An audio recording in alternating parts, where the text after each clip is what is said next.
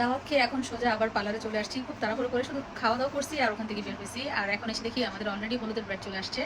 এই হচ্ছে আমাদের আজকে হলুদের ব্রাইডের গহনা। খুব সুন্দর গহনাগুলো, ইয়ালো টাইপের ফুলগুলো নিয়েছে। সেটিং করার সময় আপনাদের সাথে শেয়ার করবো। আমাদের ব্রাইডালটা মোটামুটি রেডি, তবে ফেস দেখানো যাবে না, তো লিপস্টিকটা কমপ্লিট হয়েছে। এই যে এখন লেসেসটা পরে নিচ্ছি। লেসেসটা পরালে আমাদের ব্রাইড কমপ্লিট। এখন ওর দুপাট্টাটা সেট করা হচ্ছে। এটা ফুল সেট হলে তারপর ভালো লাগবে। গাউনটা খুবই সুন্দর, একটু আনকমন। এটাই ভালো হয়েছে, একটু নিজের মতো করে। এই চুড়িটা আসলে অনেক সুন্দর না, একটু ডিফারেন্ট আছে। এটা হচ্ছে যে ইয়ের মধ্যে, আর ওটা হচ্ছে আর একটু মোটা। তারপরও চুড়িটা অনেক সুন্দর হয়েছে, বাট দুইটা কিন্তু দুই ডিজাইন একই না।